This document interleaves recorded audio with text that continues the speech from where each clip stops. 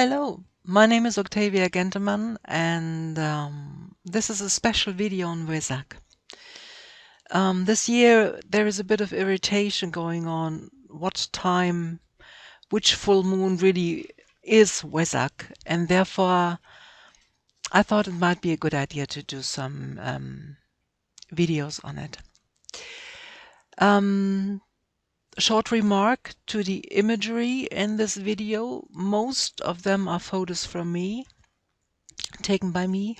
Let me say it that way, not from me, but taken by me. And most of them are taken in Tibet. If there is an exemption to that, I will mention it in the video. Here you see the Buddha Avalotikeshvara in his male presence. The Dalai Lama is one reincarnation of it. He is seen with 1,000 hands. Each hand is carrying an eye, and this represents the ever-presence of acting with compassion, to see where we need to act in compassion, to see where we can help with compassion. And therefore 1,000 arms, because in this world so far we never have enough hands to help each other, so each hand is needed. The structure of this video, I will go into short descriptions of what is Wesak, the star constellation of this year. The Wesak, as in Djwal Khul, Alice Bailey's books mentioned.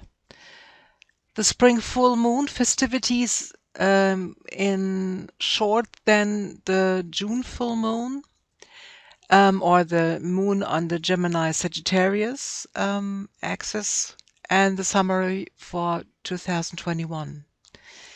Here you see, this is a photo of a tanka of the female Avalotikeshvara, because it also has a female representation.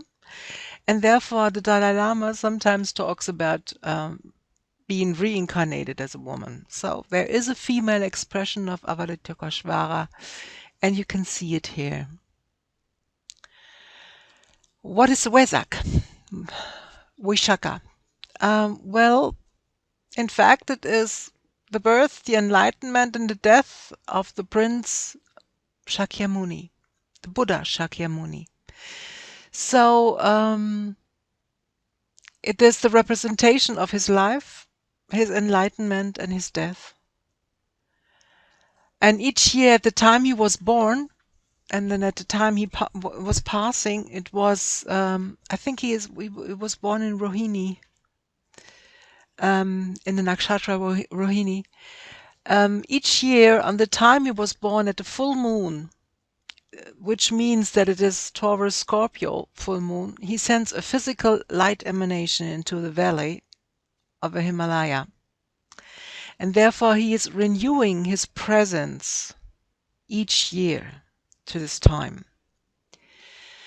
The thing is, there is a difference between the horoscopes the Western tradition is doing and the zodiacal Hindu tradition that is looking into the actual sky. And therefore it is really in the constellation of Taurus, not the zodiac sign Taurus. As the Buddha is sending an emanation into the valley of the Himalaya, there is a stream of light and a stream of high energy presence on earth that we call the hierarchy of the Ascended Master. It is called in the Western tradition, and therefore this time is usually the most important time to do a meditation for allowing the inflow of this light emanation to enter the energetic bodies. This photo is of a statue of Buddha Shakyamuni that I have on a small altar, and this here is a little, I don't know the real name in your language. It's like a prayer pillow or a prayer cushion. So there are prayers within for health and for well-being. So this year, full moon, April and May. What's the difference? This is the full moon that will be on 27th of April, and it will be the full moon where the people following the esoteric tradition call Wesak, and where they do the Djwal Khul meditation. As you can see, the sun in the sky is in Aries. But in the Western horoscope tradition, it is in Taurus. And the moon will then be in Scorpio, but in the sky it is in Libra. But it is quite energetic because Sun, Uranus, Mercury and Venus are quite close together. So this will be a very energetic day. A lot of interesting, very energetic inflow of energies. But the Hindu or the Buddhic feast of Wesak is on the 26th of May, and this will be this year a total lunar eclipse.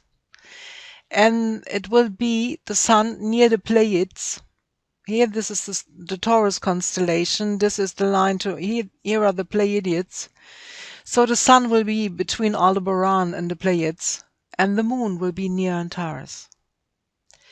So this is also a very high energy, a very intense energy window that is opening for an inflow of energy. So both days have their energy signature. And it's quite important to me that you may be aware of that both are very special energies, but the true, if there is a true Wesak feast, it will be on the 26th of May, which this year will be a total lunar eclipse.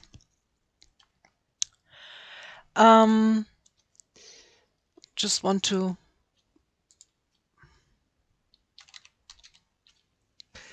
correct that spelling mistake. This is a drawing of Djwal Khul as it was done by Pamela Matthews, and she has a very special way of doing drawings. This is also the tarot card in a new Eon tarot deck of Orosoma, and it shows Djwal Khul and represents the bottle B64 that is called Djwal Khul. Djwal Khul is called the Tibetan in the esoteric teachings, and he was the telepathic contact of Alice Bailey, and he dictated and discussed the books telepathically through Alice Bailey. So some of the work of Alice Bailey was telepathic transmission from Djwal Khul. He said he was in a physical body living in the Himalaya region in an area called Tibet. It was quite a rough time. So during World War II, he gave meditation instructions for the disciple students of Alice Bailey. One of them was Dane Rudhyar. And in the discipleship of the New Age, the book called so, he gave some of these instructions. For instance, on page 72, you find all books online. I put a link into the info box. All books are online available, so you can check this page, or you can do a full search on any item you like. He recommended that the people should meditate at any full moon with the esoteric mantras, and a certain way to meditate, imagining that they are entering the ashram, and together with him, they are looking for the higher energies and the light energies that should be present now on earth. So there is a meditation instruction how to contact him and how to enter the ashram and to come into the presence of the Buddha energy and the energies earth is needing. And at that time he also gave the great invocation. Since then, each year, the most important full moons are the spring full moons. He gave the exact instructions for that.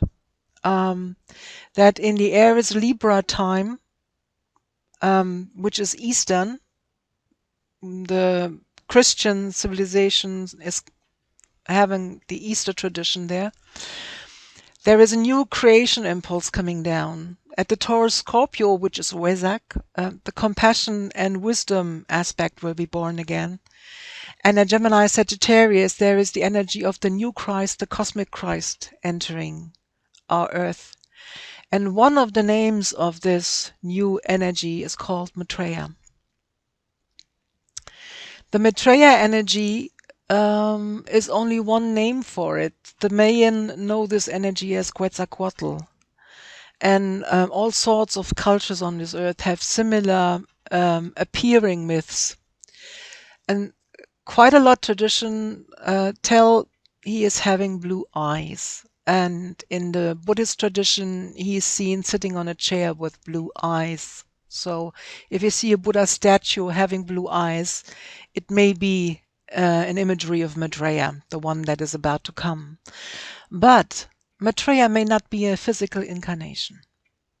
It may be an emanation and probably a group energy, which is maybe renewed again and again and again and again.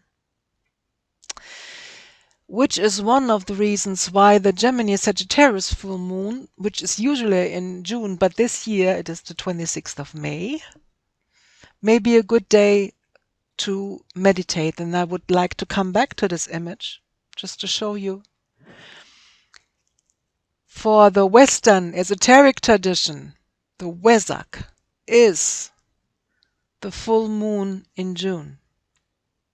So the Gemini Sagittarius full moon. But for the Buddhist tradition, it is the real Wesak. So there is another reason why this day is a very important day, because on this tradition, the Western tradition of the new Christ and the Eastern tradition of the real Buddha Shakyamuni meet this year. And it happens to be a total lunar eclipse, the sun between Aldebaran and the Pleiades, and moon near Antares. So mark this day also. It is a good day for meditation. And if you like, check the link in the info box for the for the guide how to contact Djwal Khul in the ashram and to do the esoteric meditation. Summary.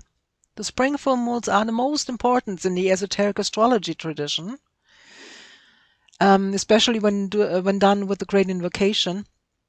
But in the tradition, the Buddha Shakyamuni is remembered, the Buddha of compassion, wisdom, mindfulness. And he sends a physical and energy emanation and transmission during the exact time of the full moon into a valley in Himalaya. And in this year, there is a difference between the esoteric astrology tradition and the Buddhic Hindu tradition, because Shakyamuni was a Hindu, he was not a Buddhist, just as a remembrance. The tradition then was formed as Buddhism, but he himself was a Hindu. He was, by the way, very fond of women. He liked women being in the tradition of his new way, and he saw them as enlightened beings also. But the time was not ready for that, and so this was a side aspect, almost forgotten during the ages. This is an image that I took also in Tibet. It is a white Tara, which in Hindu tradition would be a Saraswati aspect. And maybe in China it would be called Kuan Yin. So, another form of a female Buddha of compassion and mindfulness. With that, I leave you until the next video. We may see each other in English or hear each other in English. My name is Octavia Gentemann-Schmidt, and this is a photo that was taken 2012 in Tibet. One of the group members took it from me while I was tuning into the surrounding, and that was very impressed and shocked by Tibet and what China is doing in Tibet. And maybe now that America has